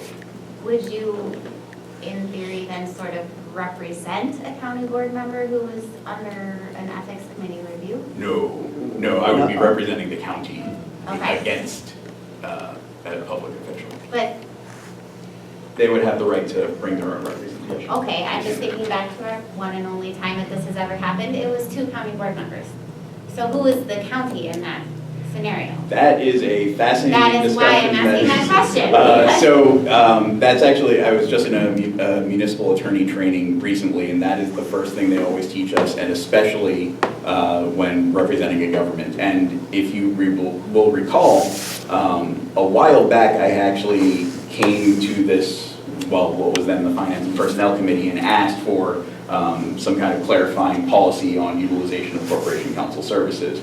Part of that would have been naming who the county is. The direction I got at that point was basically the county administrator is your boss unless the board or committee directs you otherwise. So in that situation, the county would be the ethics board or the citizenry of the county, because they're the ones who are harmed by unethical acts of a public official. That's why New York uses the people versus. Right, okay. Well, I agree with Bob that, I mean, we don't want to exclude somebody that has that experience, but I So if it's 5 members, 2 of them could be county board and 3 could be citizen, or some number like that. We'd have to come up with some version of that, I guess. Mr. Chair. Well, if we have our second meeting. If I Go ahead. may. Yeah. The problem here was, we had discussed it at county board, if I remember correctly. Do we want citizen members of an ethics board involved in the business of our employees? And the answer was really no. And then, so the second one was my question, well, how is the county board going to police themselves? So this is my thought. Is there any way we could have this committee, because you're interim right now, do the employees, but set up something separate for if it's a county board member? Absolutely. Kenosha, which is the one county that does not actually have an ethics board, does have basically identical ordinances, but one applies to public officials and one applies to employees. We could easily do that here. The executive and finance would retain the personnel power of the former finance and personnel committee. So if someone brought agreements against an employee, then this committee would handle it. And then that way we get that, we're keeping things in-house in terms of, managing our employees. But then create a citizen board for oversight of, the elected officials. Right. And I will say too, some of these do simply convene as needed. I understand how that might be helpful. I would recommend against that in part because of the recruitment concerns. I worry that if we have a designated list of people who are serving, when we actually call those people to come in, they're not going to show up. But it's something to be mindful of. Mr. Go ahead. Chair, to follow up on your question, if we did, let's say we wound up not separating the two, and so it was because it appears some of these, it is elected officials and employees. Because I think that was a concern that I had, was not wanting employee business to be just out there. So if it were a citizen board that is taking care of these things, do the same rules of closed sessions and everything apply? Yes. So during their term of service on the ethics board, they would become local government officials. And so theoretically, if they acted improperly while serving on the ethics board, they themselves could then be reported to the ethics board. But they would, same as the citizen members of health and human services subcommittees and things like that. They are bound by the state statute that all of this operates under, Section 19, Chapter 19. They are, for these purposes, a public official, the same as you or. That was my question too, is so who, governs the ethics board? But you answered. And where does it stop? And as well, this would be a committee of the board ultimately, and so they would be then subject to the rules of the board. And so if they acted in a way that was maybe not rising to the level of unethical behavior, but was a violation of the rules, these are sensitive subjects, that something gets heated and they have to be physically removed or something along those lines, that would be something that they would subject themselves to by their service. I kind of like the idea of having the same language in 2 separate pieces, one for the employees that this committee handles, and then a separate one for, I think it's a great idea. I agree with that. I think that solves a lot of problems and a lot of concerns, because again, all the confidentiality trainings that we were gonna have to do and ensuring, all of that kind of goes away if we're not putting personnel records in citizen hands. So we have a deadline of this of March 17th. 17th to the county board. I mean, St. Patty's. So if we are thinking of doing it that way, I don't necessarily think that we have to have county board representation. I mean, I get the idea of like, a citizen member may not understand fully the duties of it, but I mean, I don't think it would be vital at that point, particularly since you are saying that corporation counsel is there to advise as well as county administrator on those kinds of. Yeah, they wouldn't just be appointed and show up. Right. I would have the opportunity to sit down with them and say, well, this is the way this should happen. Here is why we think there's a problem. These are the statutory citations that I would allege were violated.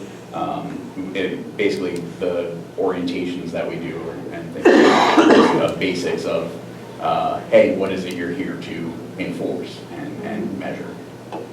Mr. Kettle? Having two separate boards sounds fine, but it sounds like we're gonna need to revise our current ethics policy. Ordinance. We need an educational workshop on the difference between all those again. ordinance policy. That's that once a month when this board and committee, whatever they're gonna be called, meets. they're gonna educate them. I know we don't need to do this tonight and probably should continue to think about this, but if we were gonna move this forward, I would understand not wanting to revise the entire ethics ordinance, but if we were thinking of separating those two, we would probably need to include that portion of it. Separating them would be the easiest way to, and just starting over with Right. basically a new ordinance. Well, but again, would we be creating that ordinance or having the newly formed committee doing that? It's gonna have to come from this committee because we're currently the temporary. Whether the committee on committees creates it or whoever, someone's gonna have to create it, right? Or you Like accept, the draft ordinance, like the new updated draft ordinance? well, you got two separate ones is what we're talking about, Michael. So we gotta update, so if finance personnel, or whatever we call this committee now, that's what it used to be, and this is exactly how it worked, right? Anything finance and personnel comes through this committee, and we manage that. Now, we never had any ethics concerns of the board, which hopefully we don't in the future either, or any other official as far as that goes. But by creating this other community group, I mean, we got to adjust what we already have, and then we have to create the new one for the ethics board. Mr. Chair, it seems like what we need to do is come up with the starting point. Mr. Wendell referenced earlier that, the ethics board can be given the ability to suggest revisions to the ethics ordinance later. So if we start at kind of where we are now, split it out so we have the two separate paths, base it largely on what our current ethics ordinance says. Because what our ethics ordinance says right now, hey, if there's an ethics complaint, it goes to the ethics board, but it doesn't define who that is. And so if we take our foundation, create this parallel structure, one for personnel stuff, one for public official stuff, bring that back, we approve that, send it to the full board for approval. That seems to me like that would be our jumping off point, and that would then result in the creation of the ethics board that could then have future discussions about shaping their ethics ordinance. Is that an accurate assessment? So just to make sure I'm understanding, basically what we're talking about is two parallel ordinances, one for the employees, one for public officials. The public officials will lay out the policies and procedures, how a hearing on an ethics violation actually works, and then also has the creation of, or the definition of the ethics board, which it looks like we're gravitating towards some citizen representation, and we can get into that. And then basically I copy and paste that and take out ethics board and replace it with executive and finance committee. For the employee portion. For the employee portion. Yeah, correct. Sounds like a plan. Cool. So a place to start. Yeah, I agree. So then, while I still have you, I would like as much input as I can get on who should be on the public officials ethics board, where I'm just going to call that the ethics board. Agreement by, What, Council Do we want public The ethics officials? board Do we that's not going want to them? police Right. us. what type, what do you mean, what? Do you mean the makeup, the composition? Makeup, the number, 5. I mean, it ranges from 3 at the least to 7 at the most. Do you want an alternate? Do you want a named alternate? That can be helpful because if one of the members of the ethics board becomes subject to an ethics inquiry, they can't act. I would say 5 with 1 alternate. Sounds good to me. Sure.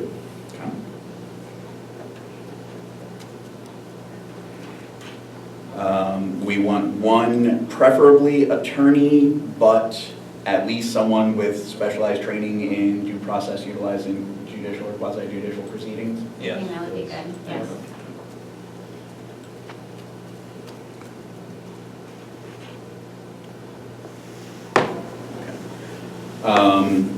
Can employees serve on the ethics board? I would say I no. would say no to that. Can officials serve on the ethics board? And, Current officials. well, and let's tease this out a little bit because we are not just talking then about the board. Could other elected officials serve? I don't necessarily know that they would want to.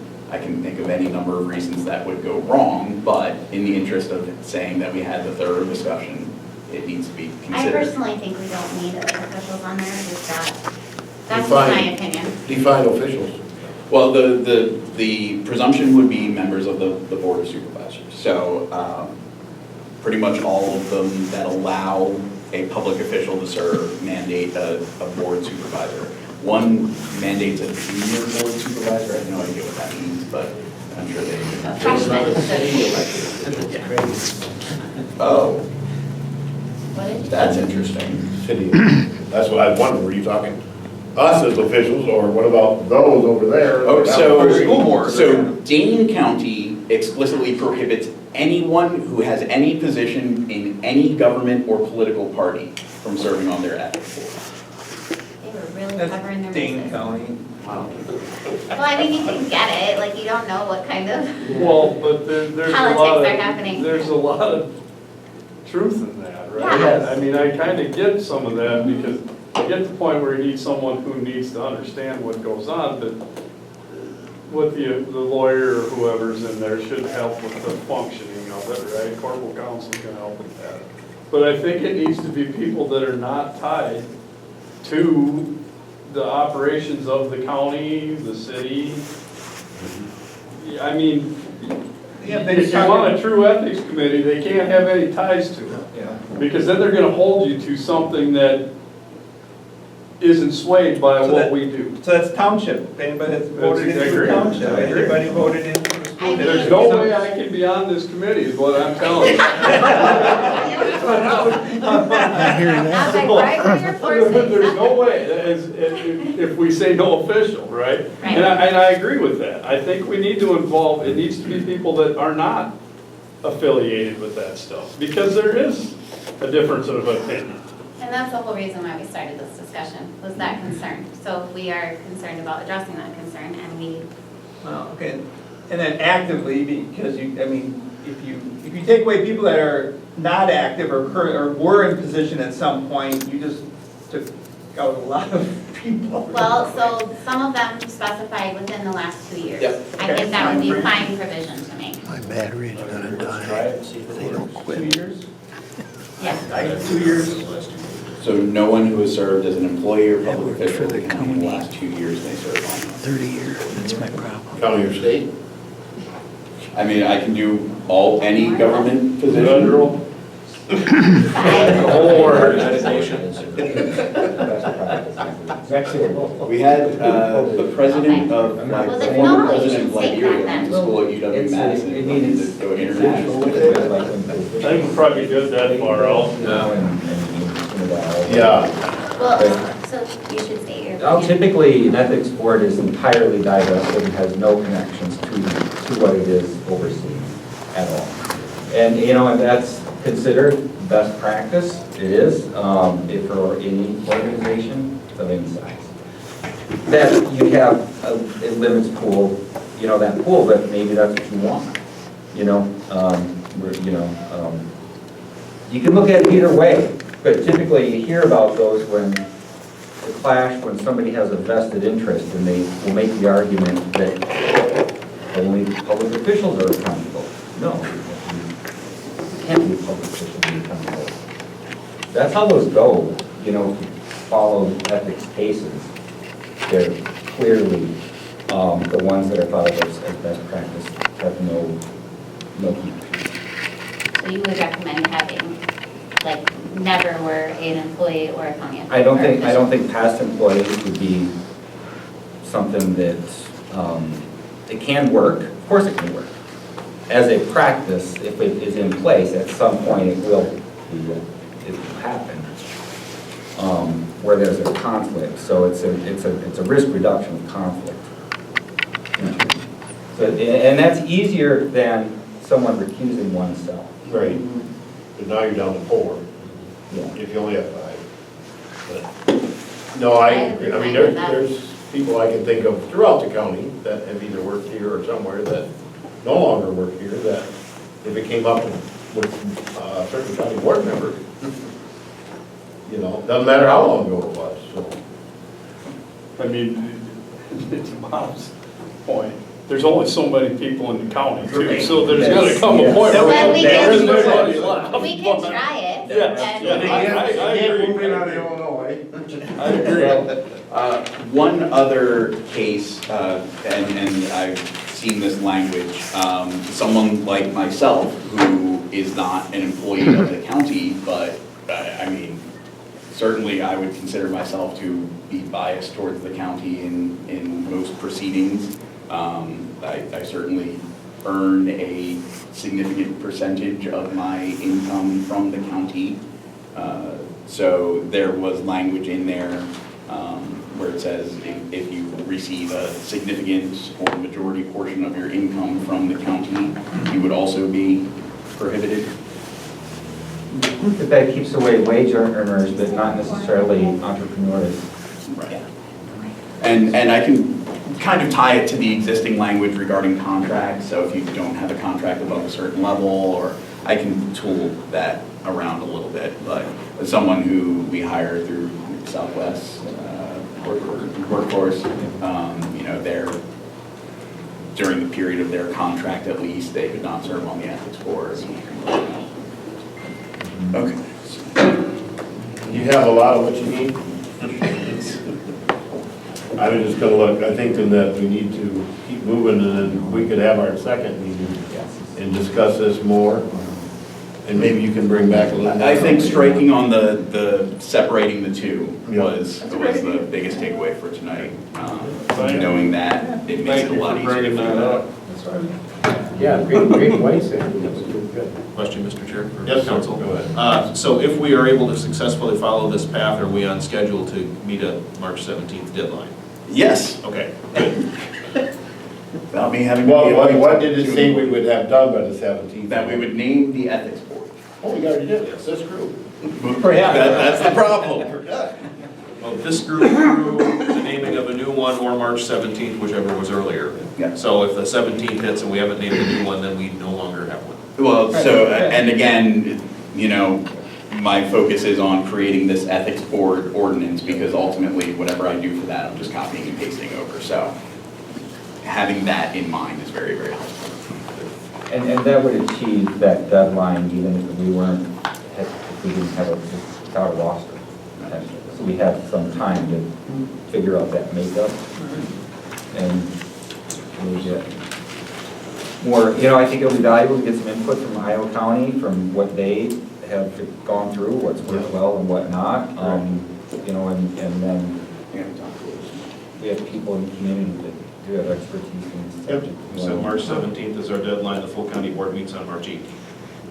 Continue. Following what we said about it. Silly stuff.